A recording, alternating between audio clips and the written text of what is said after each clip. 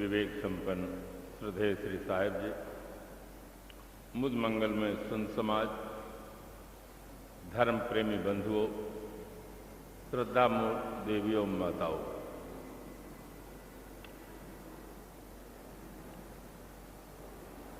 संत सम्राट सदगुरु कबीर साहब का मौलिक ग्रंथ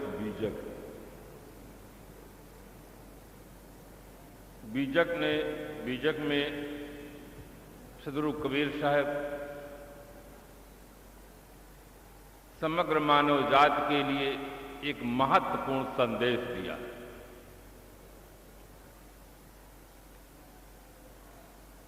उन्होंने कहा, सकलो दुर्मति दूर करु, अच्छा जन्म बनाओ, काग गमन गति छाड़ी के हंस गमन चलिया। धर्म के दो पार्श्व होते हैं, एक आचार पक्ष, दूसरा दर्शन पक्ष। आचार पक्ष में सदगुरु कबीर साहब ने कहा कि अच्छा जन्म बनाओ, अपने जीवन को अच्छा बनाओ।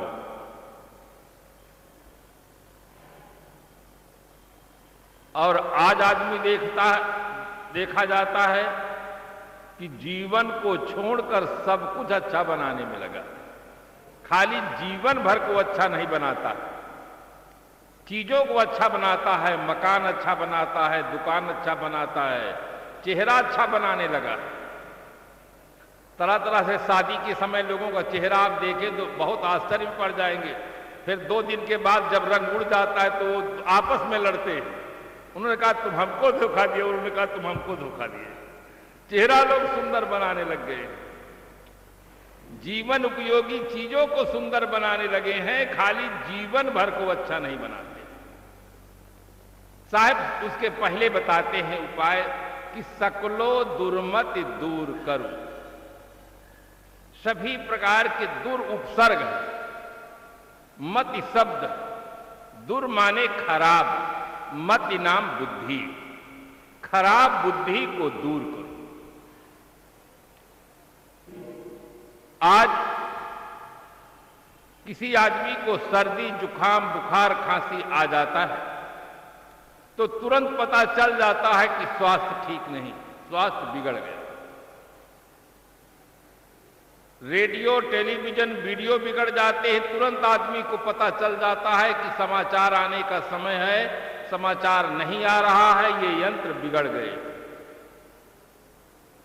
मकान बिगड़ जाता है तो आदमी को पता चल जाता है कि पानी बरसता है, सब पानी मकान के अंदर आ रहा है तो मकान बिगड़ गया। मकान बिगड़ने का पता चलता है, यंत्रों के बिगड़ जाने का पता चलता है, स्वास्थ्य बिगड़ जाने का पता चलता है, किंतु अगर आदमी की बुद्धि बिगड़ जाए तो उसका पता ही नहीं चलता। बहुत आश्चर्यजनक बात है, जिसके सहारे सब बिगड़ने का पता चलता है वो बुद्धि बिगड़ जाती है तो लोगों को पता ही नहीं चलता कि हमारी बुद्धि बिगड़ गई। अगर कोई आदमी बता दे, किसी आदमी को शराब पीते हुए, सिगरेट पीते हुए, गलत कर्म करते देख ले और बता दे कि श्रीमान जी आपकी बुद्धि बिगड़ गई है, आप अपनी बुद्धि की रिपेयरिंग किसी महात्मा से कराइए, इतना सुनते ही वो आदमी को इतना आश्चर्य लगता है कि अरे मेरी बुद्धि बिगड़ गई है। उसको बहुत आश्चर्य लगता है कि मेरी बुद्धि बिगड़ी है, मैं इतना बड़ा सेठ, इतना बड़ा प्रोफेसर, इतना बड़ा बैरिस्टर, इतना बड़ा मिनिस्टर, मेरी बुद्धि बिगड़ी है। उसे बड़ा ताजुब होता है। क्यों? उसके मन में अहम की भावना, वो भीतर भीतर सोचता है कि दुनिया में अकल 2 हैं, नहीं तीसरे की गम, आधे में सब बसे, 1.5 में हम।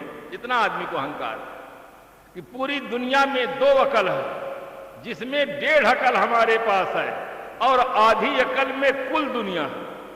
पीते सिगरेट, पीते शराब हैं, करते भ्रष्टाचार हैं और मानते हैं कि सबसे बड़े माइंडेड हम ही।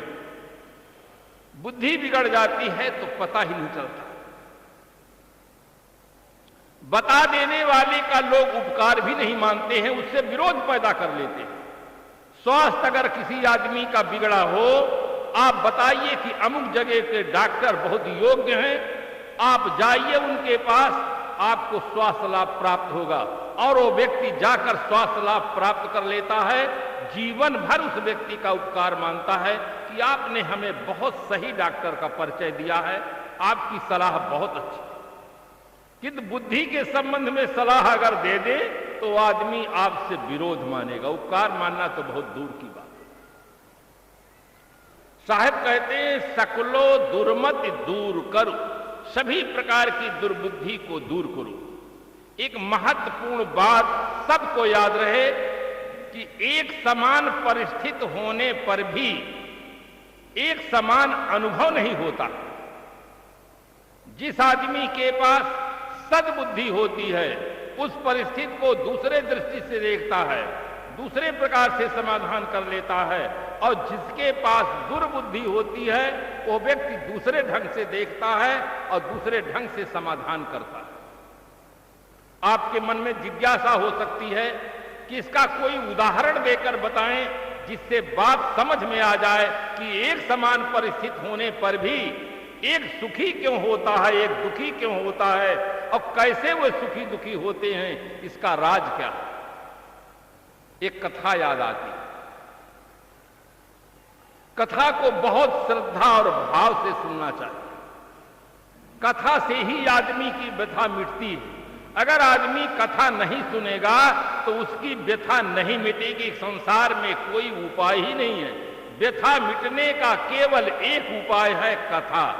आप कथा सुनेंगे तो आपको बोध होगा, और बोध होगा तो आपकी व्यथा मिट जाएगी। अबोध दशा में जो व्यथाएं होती हैं, दिन प्रतिदिन वो यातनाएं देती हैं और वो समाप्त नहीं हो पाता। विष्णु भगवान देव और दानों में जो ईर्ष्या थी, जो दुर्व्यवहार हो रहा था, आपस में तनाव था, ये प्रकृति, मनुष्य के प्रकृति की एक बहुत बड़ी दुर्बलता है। दूसरे के पुत्र धन परिवार को देखकर भीतर भीतर जलते रहना, कुढ़ते रहना। महाराज गोस्वामी जी ने लिखा, ऊंच निवास नीच कर तूती, देख न सकहीं पराई विभूति। ये प्रवृत्ति होती है।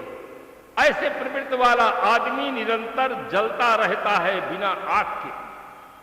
एक शायर लिखता है, फूल को देखो तो हंसता और महकता है, बुलबुल को देखो तो मस्ती में चहकता है, मगर इस इंसान को क्या हो गया भगवान, जब देखो तब कुढ़ता है या बहकता है। कुढ़ता रहता है, बहकता रहता है। एक बात और याद रहे कि देव और आ सकते हैं, हाथ सीधे बंधे हुए हैं। अब बड़ी समस्या खड़ी हो गई है, उनके मन में क्रोध उत्पन्न हो जाता है। वास्तव में जहां जोश आ जाता है वहां होश नहीं रह जाता है।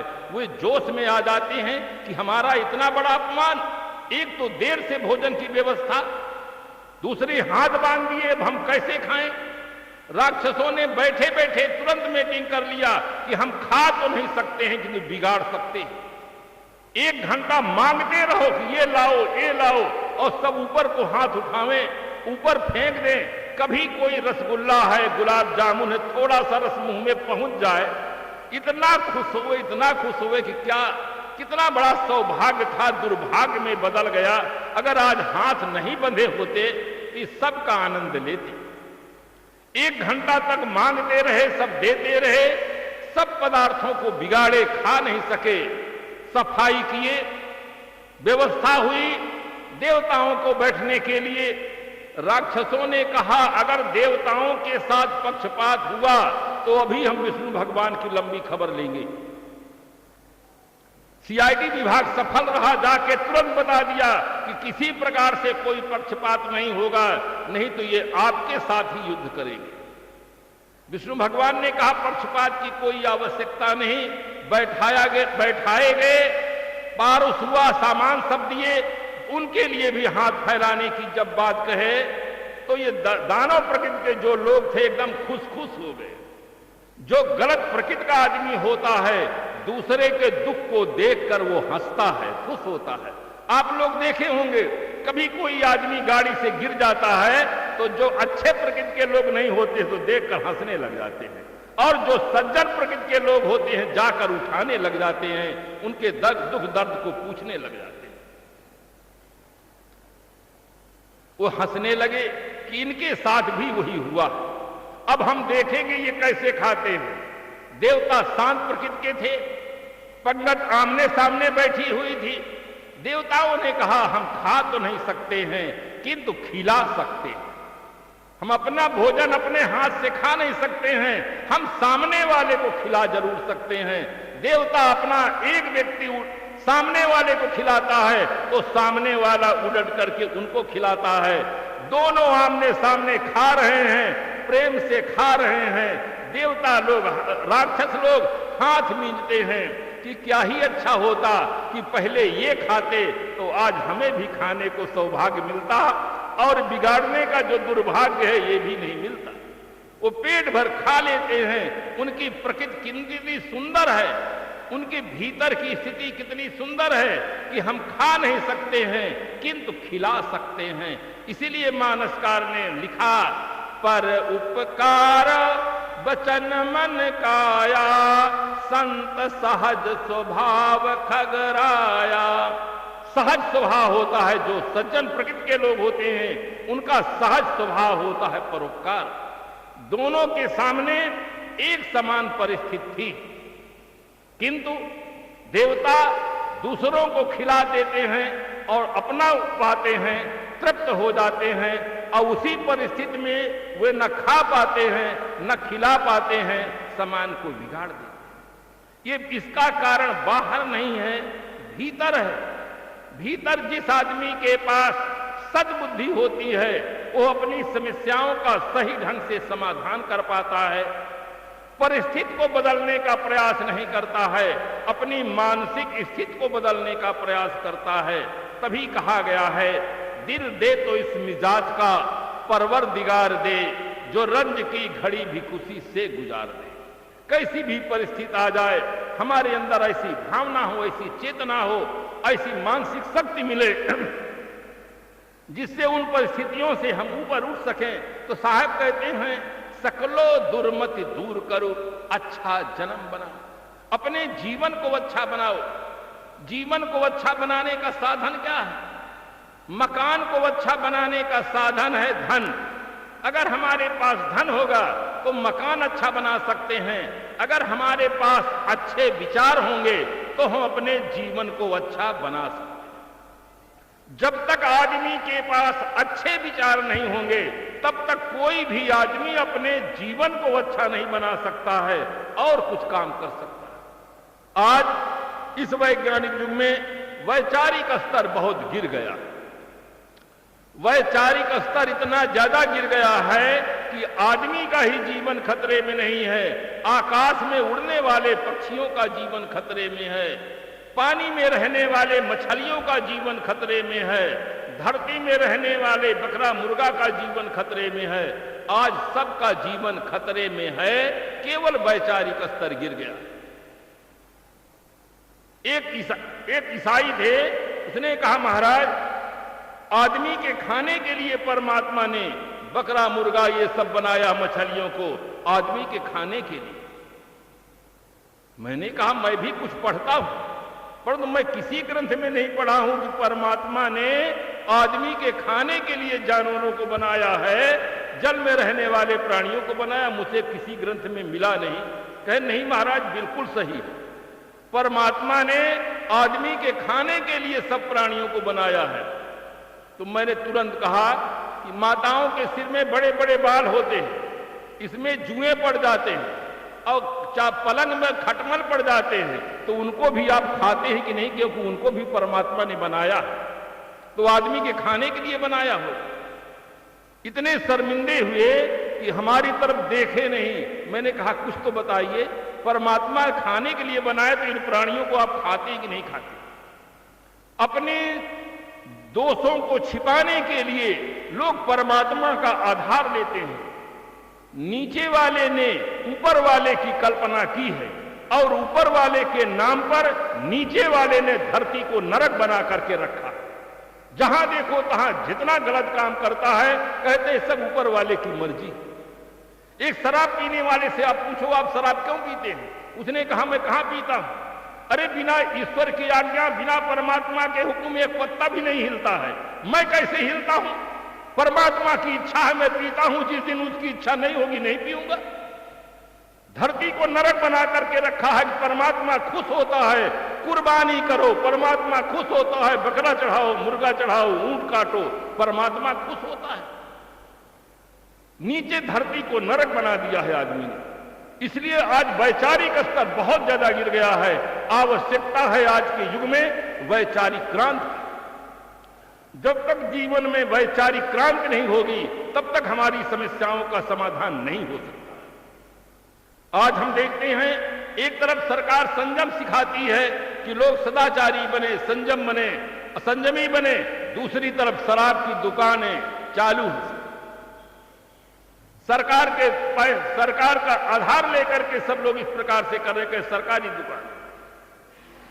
तो इन व्यसनों की समस्या, बलात्कार की समस्या, अपहरण की समस्या, आतंकवाद की समस्या का सही समाधान होगा जिस दिन आदमी की विचारधारा में परिवर्तन होगा, आदमी की विचारधारा निर्मल हो जाएगी, शुद्ध हो जाएगी, उस दिन इन सारी समस्याओं का समाधान होगा। आप सोचें कि हम समाज की चिंता क्यों करें, पहले अपनी चिंता करें। बात बहुत सही। व्यक्ति सुधरेगा तो समाज सुधर सकता है, व्यक्ति सुधरता है तो समाज सुधरता है, समाज सुधरता है तो राष्ट्र सुधरता है, और राष्ट्र सुधरता है तो विश्व सुधरता है। मूल में केवल व्यक्ति सुधरे, व्यक्ति समाज, व्यक्ति से उसका असर राष्ट्र पर हो, जाग उठे जन जन का मानस, ऐसी जागृत घर घर। अपनी जिंदगी आप पैदा कर, अगर जिंदों में है वो जिंदगी क्या है जो जिंदगी न बदल दे। वो जिंदगी कोई जिंदगी नहीं है जिस जिंदगी को पाकर हम जिंदगी में परिवर्तन न कर सकें, अपने जीवन दिशा को ठीक न कर सकें, अपने जीवन को ठीक बना न सकें। हर आदमी का पावन कर्तव्य है कि जीवन को पहले नंबर में रखो, चीजों को नंबर 2 में रखो। आज आदमी यही भूल कर गया है, चीजों को नंबर 1 में कर दिया है और अपना नंबर 2 में चला गया है, उधर आदमी का ध्यान नहीं रह गया है। अगर आदमी पहले नंबर में होता, आदमी का जीवन ठीक होता, तो आदमी जहां रहता वहीं पर स्वर्ग होता। और जीवन बिगड़ा रहेगा तो आदमी जहां जाएगा दुखी होगा, समस्या पैदा करेगा। इसलिए बंधुओं, सबसे पहले जीवन को ठीक बनाएं। जीवन को ठीक बनाने के 3 सबल माध्यम हैं: सत्संगत, सदग्रंथों का अध्ययन और सदविचार। इन 3 का आधार लेकर के दुनिया का हर आदमी अपने जीवन को ठीक बना सकता है। अच्छी संगत उसको मिलनी चाहिए, अच्छे ग्रंथ मिलना चाहिए और मन में सुंदर विचार होने चाहिए। ये 3 का आधार व्यक्ति ले ले तो अपने जीवन को ठीक बना सकता है। अगर आदमी कुसंग में पड़ता है, अश्लील ग्रंथ पढ़ता है, तो आदमी कभी भी अपने जीवन को ठीक नहीं बना सकता है। जिनका जीवन ठीक नहीं है, जो गलत जीवन जीते हैं, आप उन्हें एकांत में बुलाकर प्रेम से पूछें कि आज आपके पतन का कारण क्या है, तो वे बड़ी ईमानदारी से सीधी साफ बताते हैं कि हम कुसंग में पड़ गए। कुसंग में पड़ जाने से हमारी मनोवृत्ति दूषित हो गई है, हमारी विचारधारा बिगड़ गई है, इसलिए जीवन बिगड़ गया। पहले भीतर बिगड़ता है तब बाहर बिगड़ता है। पहले भीतर गलत संकल्प होते हैं तब आदमी दूसरे को गाली देता है, तब आदमी गलत कर्म करता है। भीतर की स्थिति अच्छी रहे तो आदमी कभी भी खराब कर्म नहीं कर सकता। इसलिए बंधुओं, सत्संग के माध्यम से हर आदमी को चाहिए कि अपनी भीतर की स्थिति को ठीक बनावें। जिंदगी ऐसी बना जिंदा रहे दिल साध तू न हो दुनिया में तो दुनिया को आए याद तू। ऐसी जिंदगी बनाएं, ऐसा जीवन जिए कि एक दिन जीवन का दीप बुझ जाता है। किंतु जो लोग सज्जन होते हैं, धर्मात्मा होते हैं, जिनका जीवन सही होता है, उनके हजारों वर्ष बीत जाने पर भी लोग आदर से उनका नाम लेते हैं, उनका गुणगान गाते हैं। और ये हर आदमी के अपने हाथ की बात है। बाहर कोई ऐसी सत्ता नहीं है जो हमारे जीवन का सृजन कर सके। मानव अपने भाग्य का स्वयं विधाता है। जैसा हम चाहें वैसे अपने जीवन का सृजन कर सकते हैं। हर आदमी के अंदर पावर है, हर आदमी महान बन सकता है। उसके भीतर शुभ संस्कार हैं। उन संस्कारों को जागृत करने के लिए ही सत्संग की आवश्यकता पड़ती है। अगर आदमी सत्संग में आता है, श्रद्धा भाव से ठीक से सुनता है और सुनने तक केवल सीमित नहीं रखता है, उस विषय को अच्छी तरह से समझने का प्रयास करता है, फिर उसे अपने जीवन में प्रयोग करता है, तो निश्चित है कि हर आदमी सफल हो सकता है। रत्नाकर जैसे व्यक्ति जब अपने जीवन को ठीक बना सकते हैं, अंगुलिमाल जैसे व्यक्ति भी अपने जीवन को ठीक बना सकते हैं, तो इससे आशा है कि हम और आप भी अपने जीवन को ठीक बना सकते हैं।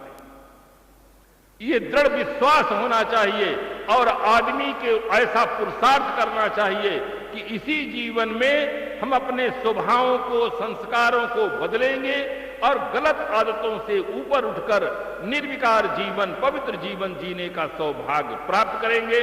सदगुरु कबीर साहब ने कहा, सकलो दुर्मत दूर करो, अच्छा जन्म बनाओ, का गमन गत छाण के, कौवे की चाल को छोड़े। कौवे टर टर बोलता है, गंदी चीजों को खाता है, इस स्वभाव को छोड़े। हंस गमन चले आओ, हंसा मोती चुनता है। आज हम देखते हैं आदमी का वैचारिक स्तर इतना गिर गया है कि आज का आदमी कहता है संडे हो या मंडे रोज खाओ अंडे। कितना उसका विचारधारा गिर गई। कितने तो कहते महाराज ये शाकाहारी अंडा है। मैं पूछता हूं उनसे, किस पेड़ में फलता है अंडा? किसी पेड़ में फलता है या आलू की तरह, बटाका की तरह जमीन से पैदा होता है? मुर्गी क्या खाती है? धरती की सफाई करने गंदगी जो पड़ी रहती है, उस गंदगी को साफ करती है मुर्गी और उसके शरीर से रूपांतरित होकर के अंडा बनता है। आप दूध पीते हैं, मालपुआ खाते हैं, शरीर के अंदर केवल चला जाए और उल्टी हो जाए तो आप उसको स्वीकार नहीं कर सकते। कुत्ता स्वीकार करता है, आदमी स्वीकार नहीं करता है, क्योंकि रूपांतरित हो गया वो। और वो मुर्गी जो खाती है उसका रूपांतरित होकर के जो अंडा बनता है, कितना अशुद्ध पदार्थ है। बुद्धिजीवी कहलाने वाला मानव आज उसके इतना वैचारिक स्तर गिर गया है कि खाने के संबंध में कुछ विचार नहीं करता। एक डॉक्टर थे, वो जाकर के, बंगाली डॉक्टर थे, सुबह का समय था, मछली खरीद रहे थे और नाक को कपड़े से ऐसे बंद किए थे। मछलियां गंध दे मारती नहीं तो नाक से ऐसे बंद किए थे, किंतु जिह्वा देवी इतनी प्रबल थी कि वो मछली खरीद रहे थे। नाक बता रही है कि घृणित चीज है, गंदी चीज है, गंध आती है। घर में कोई मुर्दा हो जाता है, शमशान में पहुंचाते हैं और बाहर से एक मुर्दा ला करके पका करके पेट को ही कब्रिस्तान बनाते हैं। कितना बड़ा वैचारिक स्तर आदमी का गिर गया है। इसलिए संत सम्राट श्री कबीर साहब का ये दृष्टिकोण हर आदमी को याद रहे कि सकलो दुर्मत दूर करो, अच्छा जन्म बनाओ, अपने जीवन को अच्छा बनाओ। हर आदमी को शुद्ध शाकाहारी जीवन जीना चाहिए, व्यसन रहित जीवन जीना चाहिए, गृहस्थी मर्यादा के अनुसार जीवन जीना चाहिए, साधनाशील निर्विकार पवित्र जीवन जीने का सौभाग्य प्राप्त करना चाहिए। मानव जीवन ही वह जीवन है जिस जीवन को पाकर के हम अपने जीवन को ठीक बना सकते हैं और किसी खानी में कोई प्राणी अपने जीवन को ठीक नहीं बना सकता है। इतना बड़ा सौभाग्य हमें प्राप्त है। उस सौभाग्य में हर आदमी का कर्तव्य है कि हम ठीक से पुरुषार्थ करें, अपने जीवन को ठीक बना लें, जहां रहें स्वयं सुखी हो और दूसरे व्यक्तियों को भी सुखी करें। बस इन्हीं शुभकामनाओं के साथ अपनी वाणी को विराम दें।